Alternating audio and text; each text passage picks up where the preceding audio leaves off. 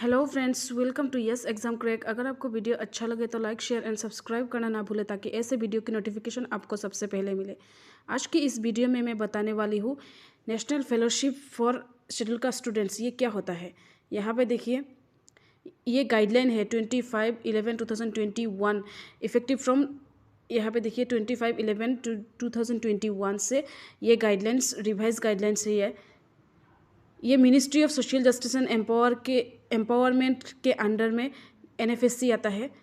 ये क्या है, इसका ऑब्जेक्टिव्स क्या है, इसका स्कोप क्या है, कितना अमाउंट मिलने वाला है, कैसे आप इसको एनरोल करने के बाद मिलेगा या फिर एनरोल करने से पहले मिलेगा, ये सारा चीज़ मैं आज यहाँ पे बताने वाली हूँ। पहला जो क्वेश्चन है, नेशनल फेलोशिप फॉर एससी ये होता क्या है। ये एक फेलोशिप है, देखिए ये 2005-06 से इम्प्लीमेंट हुआ है। ये एमफिल और पीएचडी कैंडिडेट्स को मिलता है। जिन जिन कैंडिडेट्स का नेट जेआरएफ नहीं हुआ है, थोड़े मार्क्स से रुक गए हैं, उन कैंडिडेट्स के लिए है। और इसका ऑब्जेक्टिव्स क्या है, देखिए ऑब्जेक्टिव्स है साइंस, ह्यूमैनिटीज, सोशल साइंस। अगर कोई भी यूनिवर्सिटी या फिर कोई भी इंस्टीट्यूशंस या फिर कॉलेज में अगर कोई भी कैंडिडेट्स एससी कैटेगरी का है और एमफिल पीएचडी कर रहा है तो उनको ये फेलोशिप मिलने वाला है। स्कोप ऑफ द स्कीम, यहाँ पे देखिए स्कोप ऑफ द स्कीम क्या है, कितने सारे कैंडिडेट्स को मिलेगा। 2000 न्यू फेलोशिप मिलने वाला है, यानी कि ईयर में 2000 फेलोशिप मिलेगा। और मान लीजिए 6 मंथ में नेट हो रहा है तो 1000 को मिलेगा। उसी हिसाब से 1500 junior research fellowship for humanities and social science जो एनटीए वाले कंडक्ट कर रहे हैं यूजीसी नेट जेआरएफ, उनमें से 1500 लिया जाएगा। और जो सीएसआईआर नेट है उनमें से 500 लिया जाएगा। टोटल मिला के 2000, यानी कि ईयर में 2000 अगर मिलेगा तो 1500 for humanities and 500 for science stream के लिए।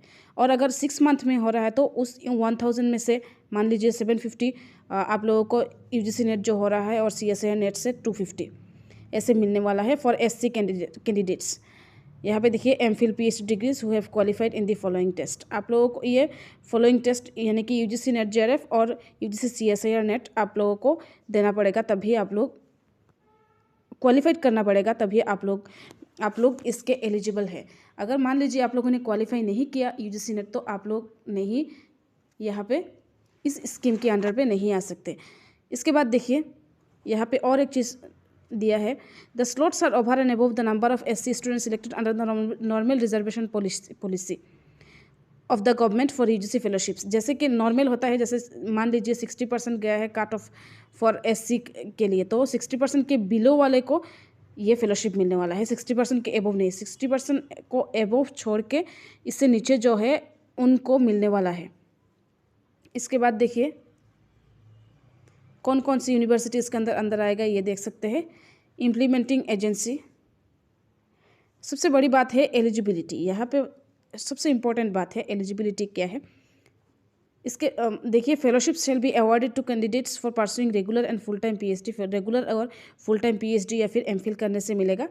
और इसके बाद देखिए schedule caste candidates who have already secured admissions and qualify net examination will be given preference।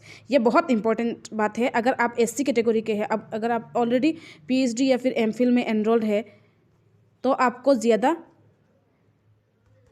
Preference दिया जाएगा, आपको पहले मिलेगा। इसके बाद अगर 2000 मान लीजिए नेट हुआ है मार्च सेशन में 1500 कैंडिडेट्स को मिलने वाला है, तो इनमें से पहले पीएचडी और एमफिल जिन जिन कैंडिडेट्स कर रहे हैं उनको पहले मिलेगा। इसके बाद अगर मान लीजिए पीएचडी और एमफिल मिला के 1500 नहीं हुआ है तो बाकी और जो ऐसे कैंडिडेट्स हैं जो पीएचडी एमफिल नहीं कर रहे हैं, थोड़े मार्क्स से रुक गए हैं, उनको मिलेगा।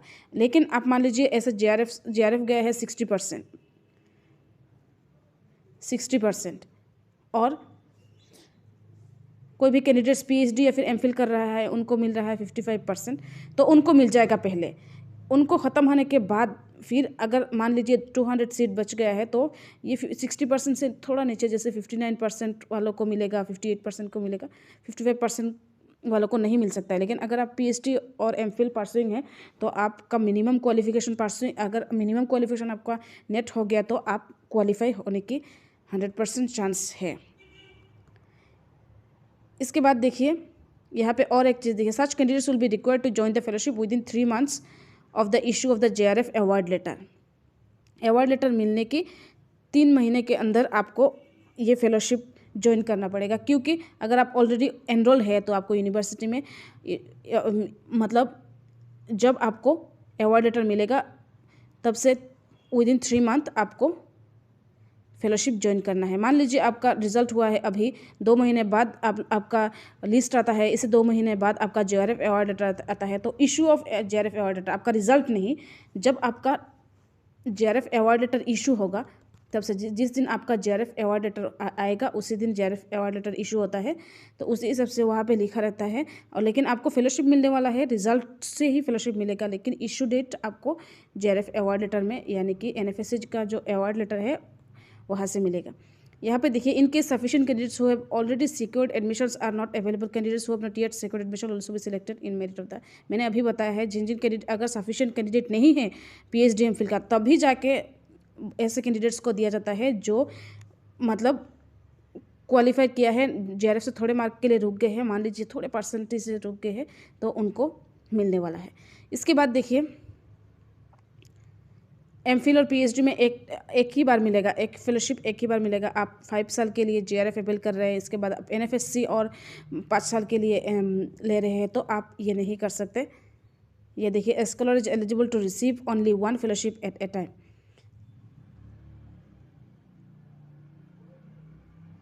और एक चीज़ देखिए, scholar who does not complete his research work during the period of fellowship shall not be eligible to apply again. अगर आपका 5 साल में आपका नहीं हुआ तो आप फिर से अप्लाई, मतलब आपको एक्सटेंशन चाहिए, ऐसा नहीं, फेलोशिप का एक्सटेंशन नहीं है। और आपको 2 साल JRF मिलने के बाद आपको अपग्रेडेशन होकर SRF मिलेगा, सीनियर रिसर्च फेलोशिप, तभी आपका अमाउंट भी बढ़ जाएगा, सब कुछ बढ़ जाएगा। इसके बाद देखिए, अगर आप मान लीजिए आप MPhil किया है, आपने MPhil किया है, MPhil में 2 इयर्स आपने JRF लिया है, तो आपको PhD में कितना ईयर्स रह गया है, 3 इयर्स, यानी कि टोटल मिला के 5 इयर्स मिलेगा। आपको PhD में 5 इयर्स नहीं मिलेगा। अगर आप MPhil में 2 इयर्स फेलोशिप लिया है तो PhD में 3 इयर्स मिलेगा। अगर आप PhD एनरोल होकर 5 इयर्स ले सकते हैं, लेकिन अगर आप MPhil में 2 इयर्स ले लिया या फिर 1 इयर्स ले लिया तो PhD में आपको 3 इयर्स नहीं तो 4 इयर्स मिलेगा। टोटल मिला के अगर PhD कर रहे हैं तभी आपको 5 इयर्स मिलेगा, और अगर MPhil PhD मिला के आपको दोनों को मिला के भी 5 इयर्स मिलेगा। ये है इसका टॉपिक। इसके बाद देखिए, The following fellowship shall be paid from the date of issue of JRF award letter under the scheme for national fellowship or date of joining of the MPhil PhD whichever is later। आपका ये बहुत important है, बहुत सारे candidates इसमें confuse रहते हैं। Fellowship कब से मिलेगा? एक तो है अगर आप ऑलरेडी एनरोल्ड है तो आपको क्या होगा,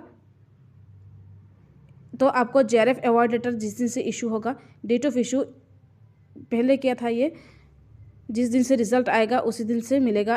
अब क्या हो गया, JRF इशू अवार्ड लेटर, यानी कि इशू डेट जो रहेगा, यानी कि आप लोगों का जो नेट का रिजल्ट है उसी हिसाब से इशू डेट आएगा, तो उसी हिसाब से आपको मिलने वाला है। अगर आप ऑलरेडी स्कॉलर नहीं है तो आपको PhD MPhil में एडमिशन लेने के बाद ही मिलेगा।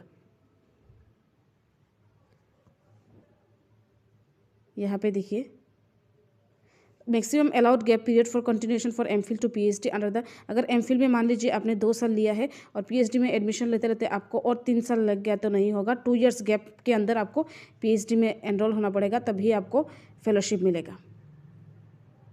यहाँ पे देखिए नंबर ऑफ द फेलोशिप, ये देखिए, MPhil के लिए 2 इयर्स, जूनियर रिसर्च फेलोशिप के लिए 2 इयर्स, PhD में 5 इयर्स मिलेगा, 2 years for junior research fellowship, remaining 3 years for senior research fellowship.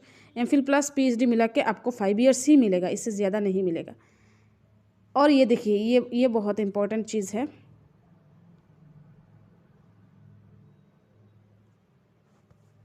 यहाँ पे फेलोशिप अमाउंट कितना मिलने वाला है, 31,000 पर मंथ आपको मिलने वाला है अगर आप JRF 2 साल तक मिलेगा, और 2 साल के बाद आपको SRF जब मिलेगा तब आपको 35,000 हो जाएगा।